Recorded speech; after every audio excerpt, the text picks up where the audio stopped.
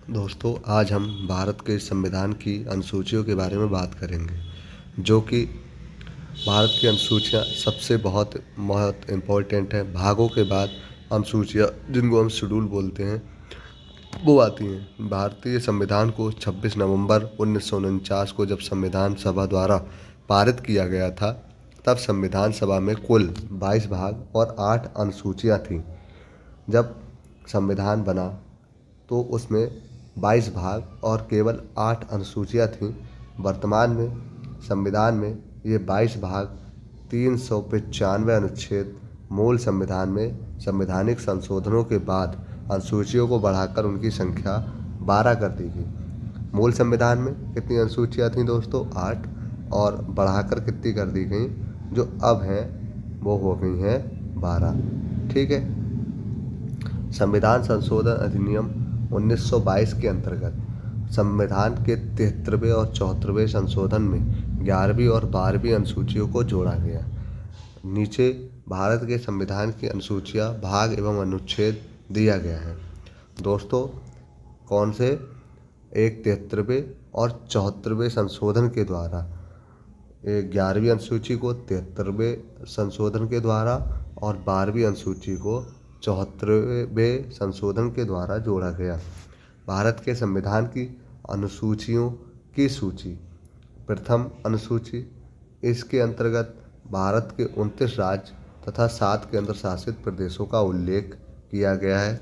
दूसरी अनुसूची में दोस्तों, इसमें भारतीय संघ के पदाधिकारियों, राज्यपाल, राष्ट्रपति, लोकसभा अध्यक्ष और उपाध्यक्ष, राज्यसभा के सभापति एवं उपसभापति, विधानसभा के अध्यक्ष, उपाध्यक्ष, विधान परिषद के सभापति, उपसभापति, उच्चतम न्यायालय के न्यायाधीश, उच्च न्यायालय के न्यायाधीश और भारत के नियंत्रक महालेखा परीक्षक को मिलने वाले वेतन और भत्ते की बात की गई। दोस्तों, प्रथम अनुसूची में भारत के राज्य और उसके राष्ट्र संघ के बारे में बात की गई है। दूसरे में जो ऊंचे ऊंचे तबके के पोस्ट हैं, ऊंचे ऊंचे तबके के लोग हैं, जो उनकी सैलरी की, वेतन और भत्ते की बात की गई है। तीसरी अनुसूची में इसके अंतर्गत भारत के विभिन्न पदाधिकारियों, राष्ट्रपति, उपराष्ट्रपति, उच्चतम न्यायालय के न्यायाधीशों, उच्च न्यायालय के न्यायाधीशों की शपथ। दोस्तों, इसमें जो न्यायाधीश हैं और राष्ट्रपति, उपराष्ट्रपति हैं, उनके शपथ के बारे में इसमें बताया गया है। चौथी अनुसूची में इसके अंतर्गत राज्यों तथा संघीय क्षेत्रों की राज्यसभा में प्रतिनिधित्व का वितरण दिया गया है। ठीक है, कि राज्यों को क्या देना है और संघीय क्षेत्रों के प्रतिनिधित्व को क्या दिया गया है। पांचवी अनुसूची में क्या है? इसमें अनुसूचित क्षेत्रों तथा अनुसूचित जनजाति के प्रशासन का नियंत्रण के बारे में उल्लेख है। दोस्तों, पांचवी अनुसूची में SC और ST के ऊपर बात हुई है। किसके के ऊपर? SC और ST के ऊपर बात हुई है। ठीक है। अब दोस्तों आते हैं छठी अनुसूची। छठी अनुसूची में इसमें असम, मेघालय, त्रिपुरा, मिजोरम राज्यों के जनजातीय क्षेत्रों के बारे में, प्रशासन के बारे में प्रावधान है। इसमें छठी अनुसूची में दोस्तों असम, मेघालय, त्रिपुरा और मिजोरम राज्यों के जनजाति के बारे में, ये लोग क्या थे? आदिवासी थे पहले। इनको इंडिया में क्या हो रहा है, क्या नहीं हो रहा है, इन चीज़ों से कोई मतलब नहीं था, तो इनको रिजर्वेशन के बारे में इनकी बात हुई है। सातवीं अनुसूची, इसके अंतर्गत केंद्र व राज्यों के बीच शक्तियों के बंटवारा कर दिया गया है। इसके अंतर्गत 3 सूचियां हैं: संघ सूची, राष्ट्र सूची, समवर्ती सूची। संघ सूची में दोस्तों 100 विषयों को शामिल किया गया है। इस विषयों पर कानून बनाने का अधिकार केवल केंद्र को है। संघ सूची में 100 विषय दिए हुए हैं, जो कि जिनका कानून बनाने का अधिकार केवल केंद्र को है। संविधान में लागू होने के समय इसमें 97 विषय थे। जब ये लागू हुई थी तो संघ सूची में केवल 97 विषय थे और अब ये बढ़कर 100 हो गए हैं। राज्य सूची, इस सूची में 61 विषय हैं जिन पर कानून बनाने का अधिकार केवल राज्य को है, लेकिन राष्ट्रपति से संबंधित मामलों में केंद्र भी कानून बना सकता है। संविधान के लागू होने के समय इसमें 66 विषय थे और अब घटकर 61 विषय रह गए हैं। दोस्तों, संघ सूची में केंद्र सरकार के विषय राज्य सरकार नहीं ले सकती है, लेकिन समय आने पर राज्य सूची के विषय संघ सूची राज्य के अधिकार केंद्र ले सकती है। समवर्ती सूची, इसके अंतर्गत 52 विषय हैं। इन पर केंद्र व राज्य दोनों कानून बना सकते हैं, परंतु कानून के विषय समान होने पर केंद्र सरकार द्वारा बनाया गया कानून मान्य होगा। राज्य द्वारा बनाया गया कानून केंद्र द्वारा बनाने के बाद समाप्त हो जाता है। संविधान को लागू होने के समय इसमें 47 विषय थे। दोस्तों, समवर्ती सूची में पहले 47 विषय थे और अब बढ़कर 52 विषय हो गए। इसमें क्या है कि जो राज्य केंद्र जो कानून बनाएगा उसको राज्य सरकार को मानना होगा, लेकिन जो राज्य सरकार का कानून बना हुआ होगा, अगर उस पर केंद्र सरकार कानून लागू करती है तो राज्य सरकार का कानून खत्म हो जाएगा, समाप्त हो जाएगा। ठीक है, समझ में आई बात। अब बात चलते हैं 8वीं अनुसूची। इसमें भारतीय संविधान द्वारा मान्यता प्राप्त 22 भाषाओं का उल्लेख है। दोस्तों, 8वीं अनुसूची में क्या है, भाषाएं दी हुई हैं। 8वीं अनुसूची में भाषाओं का उल्लेख है जो कि 22 भाषा हैं और मूल संविधान में 14 मान्यता प्राप्त भाषाएं थी। पहले कितनी थी? 14 भाषाएं थी। उसके बाद सन 2004 में 4 नई भाषाएं मैथिली, संथाली, डोगरी, बोडो को इसमें शामिल किया गया। 9वीं अनुसूची, यह अनुसूची प्रथम संविधान संशोधन अधिनियम 1951 द्वारा जोड़ी गई थी।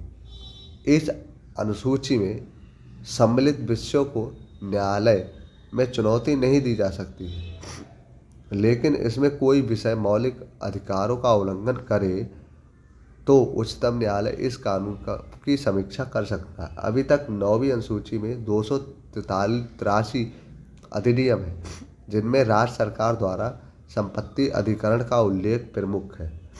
10वीं अनुसूची, इसमें 52वें संविधान संशोधन अधिनियम 1985 के द्वारा मूल संविधान में जोड़ा गया है। इस अनुसूची में दल बदल संबंधी कानून का उल्लेख किया गया है।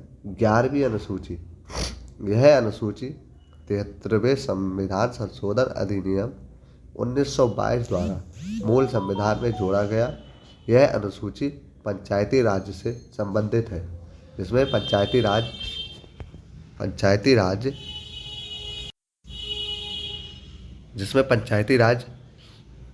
से संबंधित 29 विषय हैं। अब 12वीं अनुसूची, यह अनुसूची 74वें संविधान संशोधन अधिनियम 1992 द्वारा मूल संविधान में जोड़ा गया। इसमें शहरी क्षेत्रों की स्थानीय स्वशासन संस्थाओं से संबंधित 18 विषय हैं।